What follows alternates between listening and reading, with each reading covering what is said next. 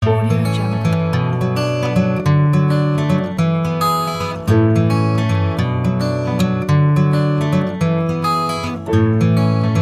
Audio Jungle. Audio Jungle.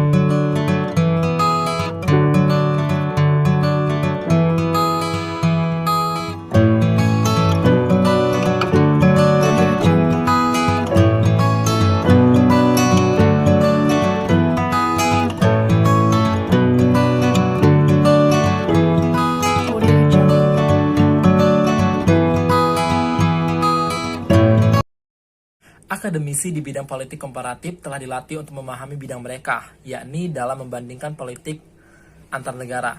Sejumlah besar penelitian yang dipublikasikan di bidang ini seringkali hanya mempelajari satu negara saja, atau yang sering disebut single country.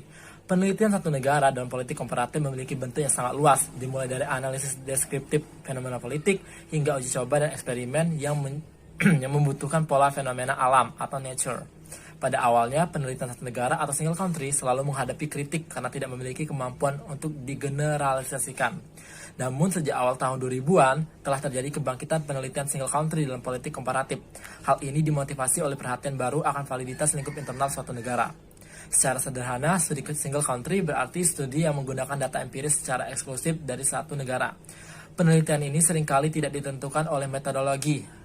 Studi single country mungkin kualitatif atau kuantitatif, historis atau kontemporer, ideografik atau teoritis, atau tidak dipengaruhi oleh ukuran sampel.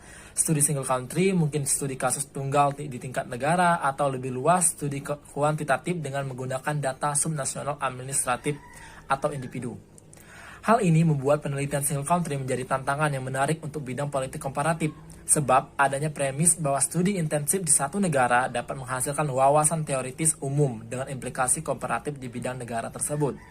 Dalam sejarahnya, studi single country pada tahun 1960-an dan 1970-an biasanya bersifat deskriptif atau berorientasi pada teori. Studi satu negara pada tahun 2010-an biasanya merupakan analisis tingkat subnasional yang cakupannya bisa dalam skala mikro atau unit individu, seperti contohnya adalah perbedaan suatu kepemimpinan di suatu negara.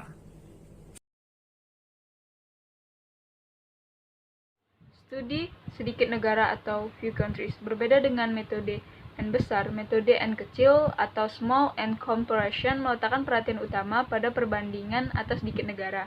Dalam metode ini, negara-negara yang menjadi objek kajian dipilih untuk menjelaskan varian-varian dalam variabel terikat sehingga berbagai keterbatasan yang terjadi dalam studi kasus tunggal atau single case study dapat diatasi. Menurut Newton dan Dead, studi perbandingan politik dengan metode N kecil memiliki beberapa ciri umum. Yang pertama, metode ini fokus pada hubungan-hubungan politik dan proses-proses politik yang memiliki kesamaan dalam sejumlah kecil negara dengan menggunakan metode penyelidikan kualitatif atau juga bisa digabungkan dengan kuantitatif. Yang kedua, metode ini berusaha untuk membedah hubungan-hubungan dan proses-proses politik dalam sistem pemerintahan politik yang sangat rumit dan kompleks dengan berdasarkan pada prinsip trial and error, serta sebuah pemahaman intuitif atas masyarakat dan politik. Sebagai contoh, untuk menganalisis stabilitas sistem pemerintahan di suatu negara, studi perbandingan politik dengan metode N kecil juga berusaha untuk menganalisis atau mengeksplorasi hubungan berbagai kelompok kepentingan dengan pemerintahan dan partai politik. 3. Metode ini berusaha untuk mengelola berbagai informasi khusus yang tersedia tanpa adanya tendensi untuk melakukan pembakuan atau menstandarisasi atas berbagai informasi dan data yang dikumpulkan. Selanjutnya, kemudian hal yang sering sekali menjadi pertanyaan adalah seberapa sebenarnya batasan negara-negara yang menjadi objek kajian sehingga metode N kecil berbeda dengan metode N besar. Menurut Newton dan N, tidak ada batasan yang jelas terkait dengan jumlah negara yang menjadi objek kajian. Pada umumnya, studi perbandingan politik dengan metode N kecil melibatkan tidak lebih dari 5 atau 6 negara. Lebih jauh, Landman menjelaskan bahwa jumlah negara yang menjadi objek kajian sangat bergantung pada 4 hal, yaitu pertama, pertanyaan riset yang diajukan dalam penelitian yang akan dilakukan. Kedua, pengalaman regional, wilayah, sejarah, linguistik, dan budaya dari peneliti itu sendiri. Ketiga, tingkat penggunaan metodologi. Dan yang terakhir, batasan-batasan sumber penelitian yang ditentukan pada proyek penelitian.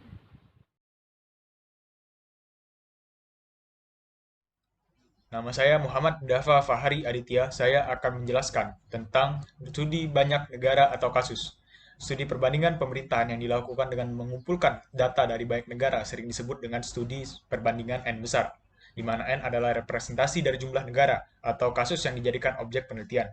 Metode ini menggunakan analisa kuantitatif atas data-data agregat yang dikumpulkan dari banyak negara. Jika kita merujuk dengan Landman, maka jumlah negara yang diperbandingkan dengan metode ini umumnya lebih dari 20, bahkan lebih dari 50 negara.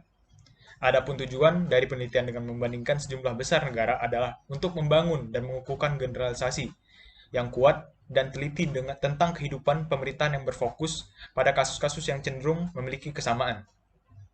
Asumsi dasar. Studi perbandingan pemerintahan dengan metode N besar memiliki keyakinan bahwa semua negara di dunia dapat dilihat sebagai sebuah kesatuan unit. Dengan demikian, informasi-informasi tertentu dari fenomena pemerintahan yang ada di tiap-tiap negara dapat dikumpulkan dan dibandingkan, kelebihan dan kekurangan. Menurut Landman, penggunaan metode ini setidaknya memiliki 4 manfaat utama, yaitu 1. Metode ini dapat mengatur dan mengendalikan penjelasan-penjelasan yang bersifat saling bertentangan, dan dapat mengontrol faktor-faktor yang dapat bercampur aduk. Dengan demikian, metode ini dapat menghasilkan penjelasan yang jernih. 2. Metode ini dapat membuat, mengembangkan, dan menguji teori besar yang melintasi berbagai kondisi dari waktu dan negara yang berbeda. 3. Metode ini memiliki kemampuan untuk membuat kesimpulan yang kuat. 4. Metode ini memiliki kemampuan untuk mengidentifikasi apa yang disebut sebagai negara-negara yang menyimpang atau deviant countries. Namun demikian, metode ini juga memiliki beberapa kelemahan. Newton dan Death berargumen bahwa apa yang dianggap menjadi kekuatan dari metode ini sebenarnya dapat berubah menjadi kelemahan yang serius. Menurut mereka, tidak semua hal yang penting dan secara teoretik menarik dapat dengan mudah dikuantifikasi. Sebagai contoh, kesulitan dalam mengukur demokrasi secara kuantitatif. Penggunaan data kuantitatif yang standar sebenarnya justru dapat membawa resiko bahwa data yang tersedia dapat mendikte pertanyaan penelitian. Selain itu, di banyak negara, data yang ada sangat dipertanyakan kredibilitas dan ketersediaannya. Dengan demikian, data statistik di satu negara bisa jadi tidak sebanding dengan yang ada di negara lainnya. Terima kasih.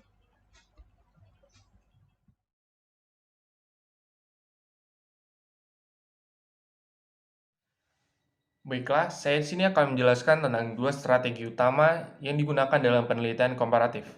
Yang pertama ialah Most Similar System Design atau metode perbedaan Mill. Metode ini terdiri dari pembandingan kasus yang sangat mirip yang hanya berbeda dalam variabel dependen, dengan asumsi bahwa cara ini akan membuat lebih mudah untuk mengidentifikasi variabel independen yang menjelaskan ada atau tidaknya variabel dependen tersebut. Strategi ini sangat membantu karena membandingkan objek-objek yang serupa. Dalam artian dasar, MSSD dimulai dengan variabel yang mirip di antara subjek dan mencoba untuk mengidentifikasi mengapa hasil yang didapatkan antar subjek dapat berbeda. Kekurangan metode ini adalah ketika membandingkan negara-negara, dikarenakan jumlahnya yang terbatas. Semua faktor penjelasan yang potensial tidak dapat ditetapkan sama sekali. Dengan demikian, meskipun banyak kemungkinan variabel, hanya terdapat kasus-kasus yang terbatas untuk penerapan metode ini. Dan yang kedua ialah Most Different System Design atau metode kesamaan Mill. Metode ini terdiri dari membandingkan kasus yang sama sekali berbeda, namun memiliki kesamaan yang sama, variabel dependen, sehingga keadaan lain dalam semua kasus dapat dianggap sebagai variabel independen. MDSD berbeda dengan MSSD.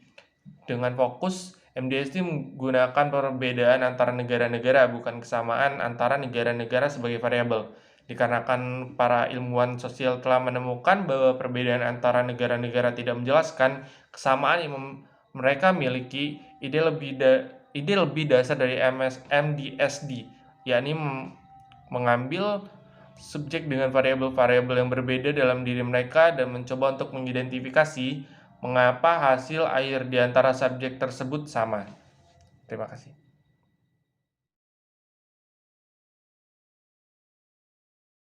Metode perbandingan politik. Dalam membandingkan banyak negara berdasarkan isu-isu dan kasusnya, pada dasarnya membutuhkan metode-metode atau pendekatan yang harus digunakan dalam melakukan perbandingan. Metode atau pendekatannya terdiri dari dua metode, yaitu metode kuantitatif dan metode kualitatif. Yang pertama yang harus kita bahas adalah metode kuantitatif.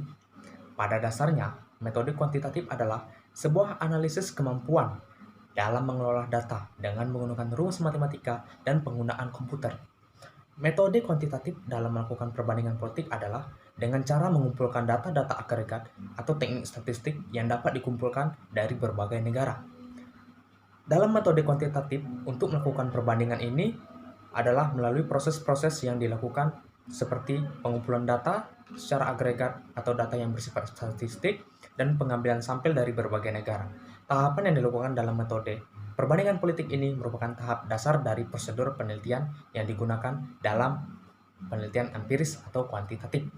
Contoh, jika seseorang ingin meneliti gabungan dari antara partisipasi politik dan tingkat pendidikan di beberapa negara, maka hal yang harus terpenting dilakukan adalah mencari data mengenai umur dari penduduk negara-negara yang akan diteliti sebagai subjek penelitian. Selanjutnya, mengambil sampel dari kelompok yang memiliki perbedaan usia. Setelah itu, peneliti melihat hubungan-hubungan di antara partisipasi politik dan pendidikan di setiap kelompok yang berbeda. Kembali lagi ke awal, bahwasanya tahapan yang dilakukan dalam metode perbandingan politik ini merupakan tahap dasar dari prosedur penelitian yang digunakan dalam penelitian empiris atau kuantitatif. Ruang lingkup yang menggunakan metode kuantitatif dalam perbandingan politik ini adalah comparing many countries atau perbandingan politik yang banyak. Selanjutnya yang terakhir adalah metode kualitatif. Metode kualitatif dalam perbandingan politik pada dasarnya hanya berfokus pada hubungan-hubungan politik dan proses-proses politik yang memiliki kesamaan dalam jumlah kecil negara dengan menggunakan metode penyelidikan kualitatif dalam penelitiannya. Dalam perbandingan politik, metode kualitatif berusaha membedah hubungan-hubungan dan proses hubungan atau hubungan politik dalam sistem pemerintahan yang rumit dan kompleks. Selain itu, metode kualitatif juga berusaha untuk mengelola informasi khusus yang tersedia tanpa adanya tendensi atau melakukan pembukuan atau menstandarisasi atau berbagai informasi yang ada dikumpulkan. Ruang lingkup yang menggunakan metode kualitatif ini adalah perbandingan politik ini merupakan comparing few country atau single country.